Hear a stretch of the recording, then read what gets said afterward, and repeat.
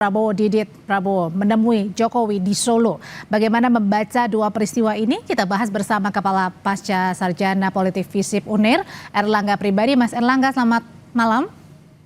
Selamat malam. Hadir juga Ketua Umum Rampai Nusantara Mardiansyah Semar. Mas Semar, selamat malam. Malam, Audrey. Mas Erlangga, saya mau tanya dulu nih. Saat marak demo mahasiswa hari Senin, Gibran menerima mahasiswa. Terus kemudian berlangsung hari ini saat pergi kunjungan kerja meninjau MBG Koperasi Desa Merah Putih, Gibran ini justru mengajak mahasiswa yang biasa-biasanya tidak pernah. Tapi hari ini juga ada kunjungan Mas Didit, putra Prabowo, ke Solo, Jawa Tengah menemui ayah dari Gibran yakni Jokowi.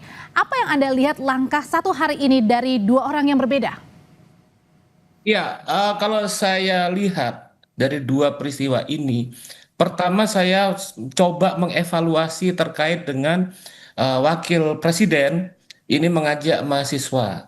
Saya pikir ini suatu tindakan yang tidak cukup merespon apa yang menjadi tuntutan mahasiswa saat ini.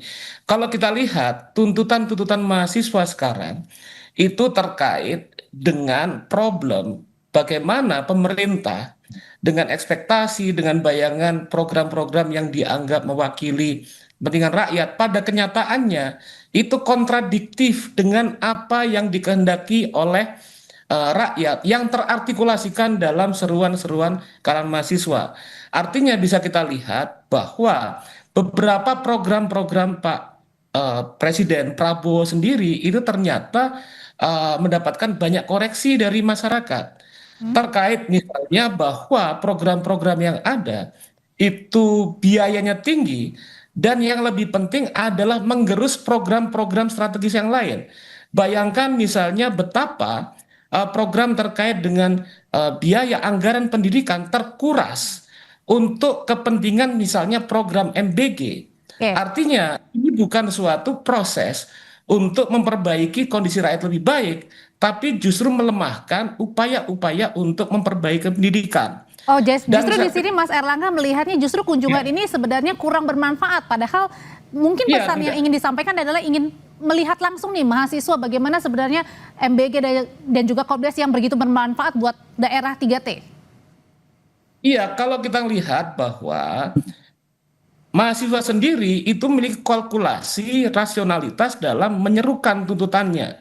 Artinya problem utamanya adalah dalam perencanaan kebijakan itu terjadi masalah terkait dengan bagaimana kemudian program tersebut, kan pada kenyataannya program tersebut tidak hanya pada wilayah 3T, tapi dibuat dalam skala yang lebih luas sehingga mengurangi hal-hal yang lebih penting terkait dengan misalnya isu anggaran pendidikan. Gitu. Nah, ini tidak dipertimbangkan oleh pemerintah, dan lebih dari itu misalnya kemudian bahwa ternyata respon pasar internasional sendiri itu kemudian tidak positif. Gitu.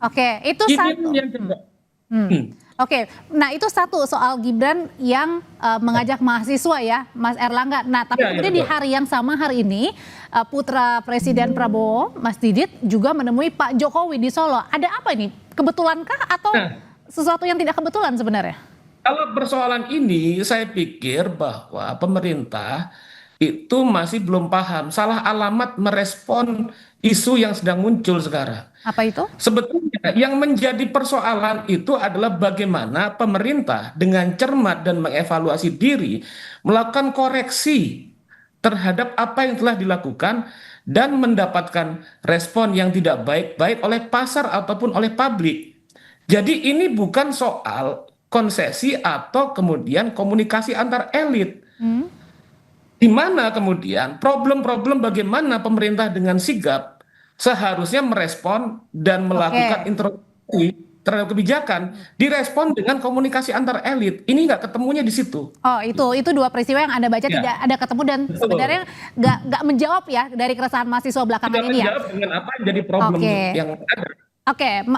Saya mau nanya ke Mas Semar. Mas Semar, sebenarnya apa sih yang diperbincangkan antara Mas Didit dan Pak Jokowi? Karena pada saat wartawan bertanya nih nggak ada yang mau kasih statement ya atau pernyataan sedikit pun. Ya sedikit sih ada, tapi ya kita belum tahu di sebenarnya apa maknanya.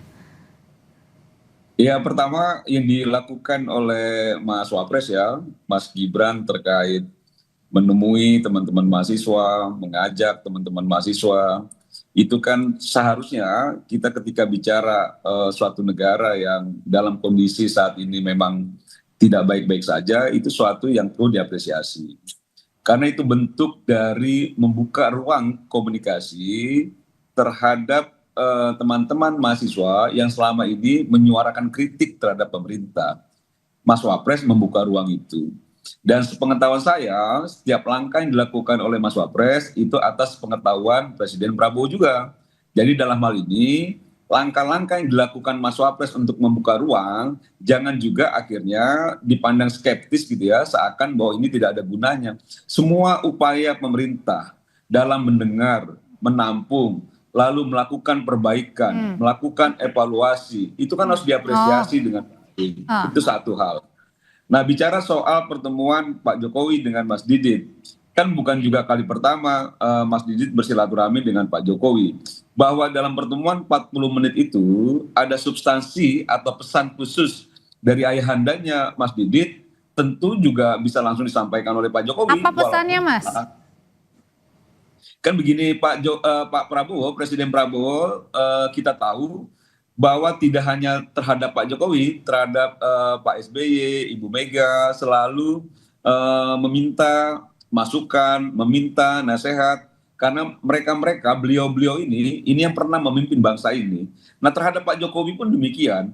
Ketika memang komunikasi dibangun oleh Mas Didit misalnya, atau menyampaikan pesan dari ayahandanya, nah itu kan juga harus dipandang bahwa suatu niatan baik untuk mengatasi berbagai hal yang dirasa masih kurang dan belum mencapai kesempurnaan. Jadi dengan kata lainnya, kedatangannya Mas Didit di sini, Mas Semar menemui Pak Jokowi jauh-jauh ke Solo, ini adalah untuk mewakili sang ayah, untuk bertukar pandangan, bertukar pikiran, atau menguatkan program-program yang saat ini sedang dilakukan pemerintah, yang diklaim mendapat penolakan dari mahasiswa.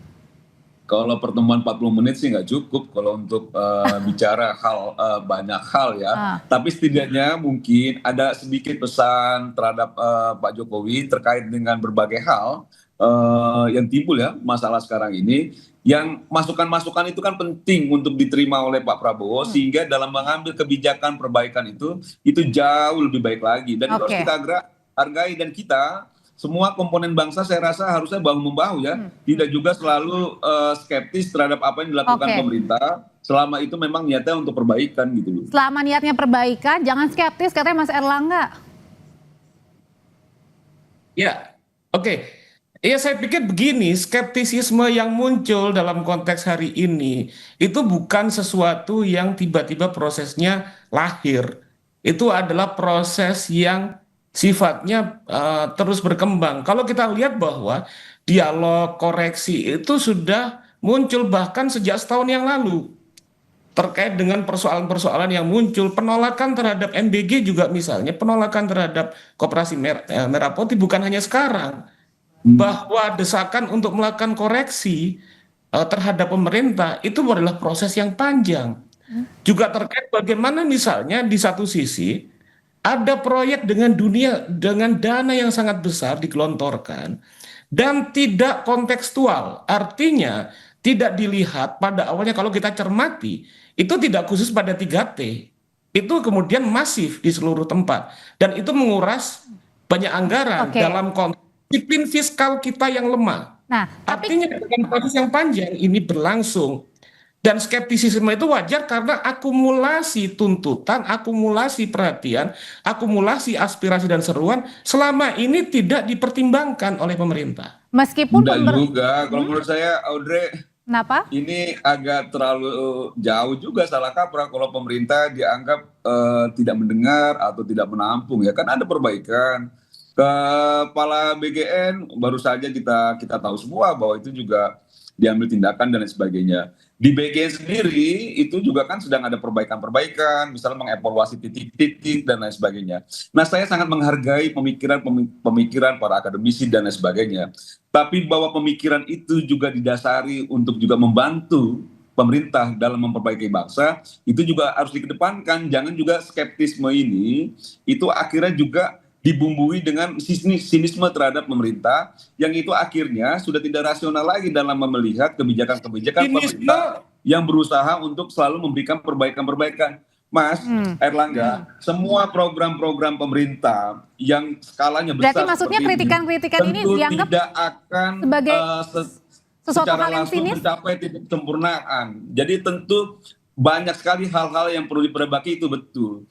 Nah, bahwa memang sekarang juga ada tindakan-tindakan perbaikan, ya itu harus dihargai juga. Jangan juga seakan Oke. bahwa ruang-ruang dialog selama ini yang dibangun itu, ruang dialog selama ini yang dibangun kan juga belum maksimal juga dilakukan. Nah, itu dilakukan oleh Mas Gibran ketika dia menemui para demonstran, dan itu sudah dilakukan Mas Gibran sejak beliau jadi wali kota Solo dulu gitu loh. Oke, Jadi menurut saya Oke. oke-oke aja gitu loh. Ya. Oke, nggak ada masalah, katanya ini merupakan satu bentuk evaluasi dan perbaikan, Mas Erlangga. Jadi jangan terlalu skeptis, jangan juga terlalu netting alias negatif thinking. Usai jeda ya Mas Erlangga, kita masih akan berbincang satu dialog lagi. Tetap bersama kami di Sapa Indonesia Malam.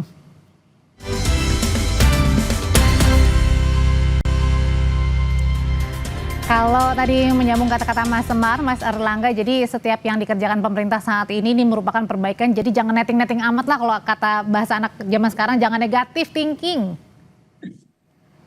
Oke, ini saya jawab ya. Jadi gini, kadang-kadang negatif thinking itu penting. Orang untuk maju, bangsa untuk maju, negara maju itu harus mempertimbangkan negatif thinking. Gitu loh. Ini yang sebetulnya harus menjadi pesan yang diserap oleh pemerintah gitu. Jadi istilahnya jangan baper dengan adanya negatif thinking, karena negatif thinking itu membuat kita maju ke depan gitu. Kalau kita lihat misalnya, misalnya kita lihat MBG, Koperasi Merah Putih itu penting segala macam. Coba kita lihat dengan kondisi problem fiskal dari pemerintah kita sekarang yang terbatas, menggelontorkan dana untuk itu, tapi kemudian yang terjadi akhirnya anggaran-anggaran yang penting untuk kemajuan bangsa itu kemudian terserap, diambil oleh program-program baru. Kan dananya sudah berkurang tuh MBG juga. Begini, saya tanya ya, kalau kita problematisir persoalan ini, gitu. Untuk MBG, untuk Koperasi Merah Putih besar. Sekarang saya tanya, berapa persen anggaran untuk riset dan teknologi kita? Kalau kita mau benar-benar menempatkan Indonesia sebagai Indonesia emas 2045. Anggaran dari riset teknologi kita cuma 0,3%. Artinya? Bagaimana mau menjadi negara maju? Bagaimana mau menjadi dengan riset, sains, teknologi besar sebagai prasyarat menjadi negara maju, dengan anggaran pendidikan yang dibajak hampir 50% untuk MBG, dengan riset dan teknologi yang tidak sampai 0,5%. Padahal kalau negara-negara maju yang lain mulai COVID segala macam besar. Nah, ini menjadi poin, jadi problem, jadi isu utama yang didorong oleh mahasiswa itu jangan berdalih. Jangan, dalam tanda bahasa Jawa, jangan ngengkel. Dan ada pemerintah itu nggak berdalih terkait dengan apa yang pemerintah itu sudah melakukan perbaikan yang menjadi tuntutan dari rakyat. Tapi yang memang sekarang dengan kondisi yang ada. Karena problem sekarang pertama, selain problem pasar, problem pasar tidak merespon dengan baik. Problem kedua adalah bahwa biaya pendidikan kita saat ini tidak mendapatkan perhatian yang penting. Mas Erlangga. Sebagai prakondisi dari negara untuk menjadi negara maju, tidak mendapatkan perhatian yang benar, yang besar. Bagaimana kita menjadi negara yang maju dengan riset dan teknologi biayanya di bawah dari 0,5%. Gimana tuh Mas Semar? Coba jawab Mas Semar. Iya, jadi masalah. Begini ya, ini jadi masalah kita sekarang. Di mana bentar Mas Erlangga, coba kita dengar Mas Semar dulu. Untuk memberikan masukan, pendapat, kritik boleh.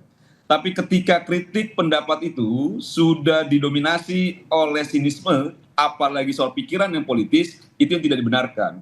Nah, ketika disampaikan soal anggaran riset dan lain sebagainya, saya melihat bahwa ada sinisme itu seakan bahwa kepentingan Mas Erlangga sebagai akademisi itu cukup terganggu soal itu.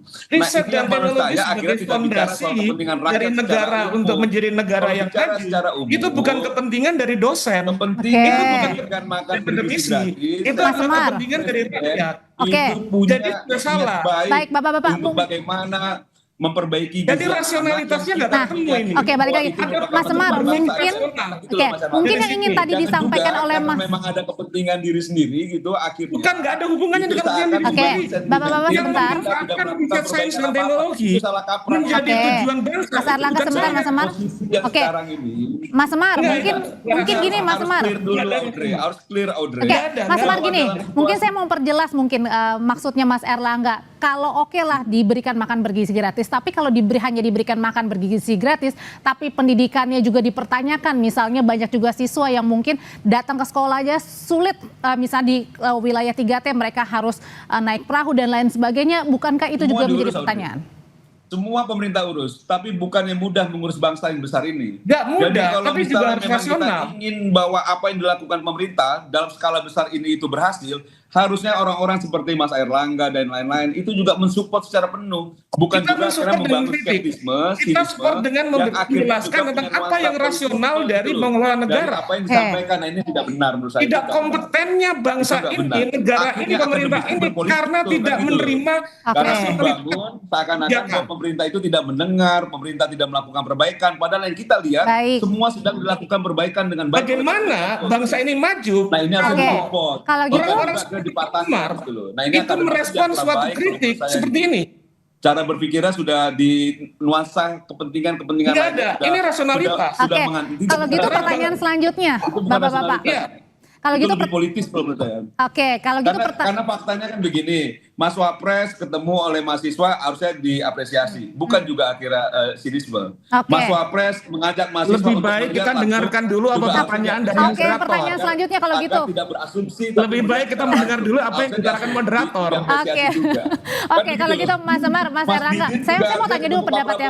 Bentar, Mas Semar. Diapresiasi juga gitu loh. Oke. Nah, ini yang menurut saya nggak baik. Nah, oke, kalau sampai hari ini Pak Presiden kan memang kalau kita lihat kemarin juga ke Hambalang menteri-menteri pada datang. Tapi kemudian yang merespon lebih cepat sepertinya ya, merespon duluan adalah Mas Gibran yang kemudian terbuka, mahasiswanya datang ke Istana Wapres waktu hari Senin. Hari ini juga Mas Gibran kemudian berangkat bersama dengan mahasiswa ke daerah 3T. Nah, apa yang Anda baca Mas Erlangga dengan dua peristiwa Mas Gibran ini yang ibaratnya apakah bisa dibilang maju duluan nih untuk menemui mahasiswa?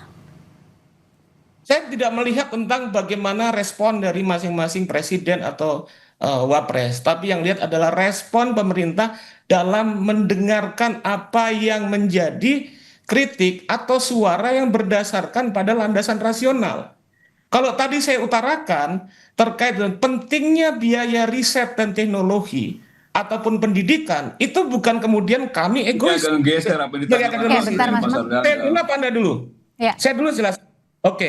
Ya, Nah, agak geser. itu bukan kepentingan egois, itu kepentingan rasional. Kalau kita lihat sejarah bangsa-bangsa, mau itu Cina, mau itu Korea, mau itu Amerika, negara-negara manapun, untuk menaik kelas, untuk menjadi bangsa yang besar, maka sains teknologi, pendidikan itu utama.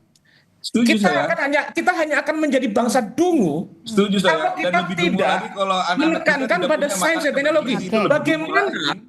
Gitu loh. bagaimana menekan menjadi Jangan juga bangsa dianggap besar nggak penting. dengan, Sebentar, Mas Amar. Begitu itu. dengan anggaran kurang dari 0,5, Oke. hanya 0,3% riset anggaran Ya, riset. jangan juga itu ditekankan. pendidikan, itu yang kita anggap Ini rasional, itu Mas. menjadi Sebentar, salah satu yang paling saya selesaikan Oke, sebentar, dulu Mas jawab. Amar. gitu loh. Ya, sebentar Mas, Mas saya Semar. selesaikan dulu jawab, baru Anda. Itu cara berdialog. Dan Ya. juga Saya kalau ada berdialog hal-hal dulu, yang saya menurut selesaikan Oke, dulu. sebentar Mas Semar. Masukan Kita dulu. kasih Selesaikan kesempatan dulu. Mas Erlangga dulu. Tolong beri siapa yang bicara dulu kesempatan. Setelah itu Anda. Gitu. Nah di sini bagaimana mungkin ini tidak proporsional. Anggaran makan bergizi gratis itu mengambil lebih dari 50% anggaran pendidikan. Sementara anggaran riset kita itu kurang dari 0,5%. Oke. Itu yang membuat kebijakan negara ini sudah tidak rasional. Dan itulah fondasi-fondasi penting dari kekecewaan dan tuntutan dari siswa dan Nah. rakyat. Oke, kalau gitu pertanyaan berikutnya, Mas Semar, dengan adanya efisiensi program-program terutama juga program MBG, pertanyaannya apakah dengan adanya efisiensi juga akan mengalokasikan tadi keresahan-keresahan seperti anggaran pendidikan kemudian dialokasikan sehingga lebih besar lagi sekarang porsinya? Nah, itu yang saya bilang, bahwa kan pemerintah juga sudah merespon apa yang menjadi kritik, melakukan perbaikan-perbaikan, itu juga harusnya diapresiasi. Tidak juga akhirnya perbaikan yang sedang dilakukan ini seakan-akan tidak ada gitu loh. Nah, ini yang menurut saya itu salah kaprah. Soal anggaran pendidikan dan lain sebagainya itu sudah dijawab langsung oleh Seskap ya, oleh Teddy. Dan jadi kalau misalnya memang itu kita setuju soal pendidikan itu penting, tidak ada yang membantah soal itu.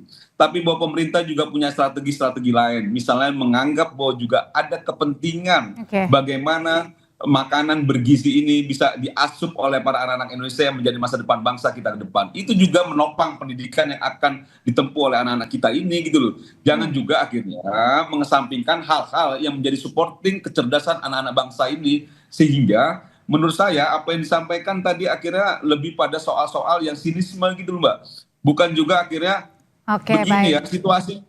situasi kondisi negara kita memang banyak sekali permasalahan-permasalahan harus diperbaiki. Oke. Sebaiknya memang para akademisi, pengamat jangan juga berpikiran secara politis, apalagi sinisme gitu. Tapi juga berpikiran yang jauh lebih juga memberikan dukungan-dukungan terhadap pemerintah, penguatan-penguatan agar apa yang ingin Oke, dicapai baik. oleh pemerintah itu berhasil, bukan Oke. dipatahkan semua apa yang dilakukan perbaikan Oke, pemerintah. saya jawab ya. Oke, Saya jawab. singkat aja karena waktunya sudah habis Mas Erlangga. Oke, bahwa sebetulnya penguatan yang kita lakukan pada kehidupan negara itu dengan memberikan kritisisme dan skeptisisme. Ya kan didengar Agar Mas pemerintah Erlangga, itu paham tentang bagaimana ketika kritik itu membangun didengar dan kebijakan secara ditindaklanjuti, rasional. itu harusnya diapresiasi. Jadi Mas. sebetulnya kita Bukan juga apresiasi dengan melakukan kritik.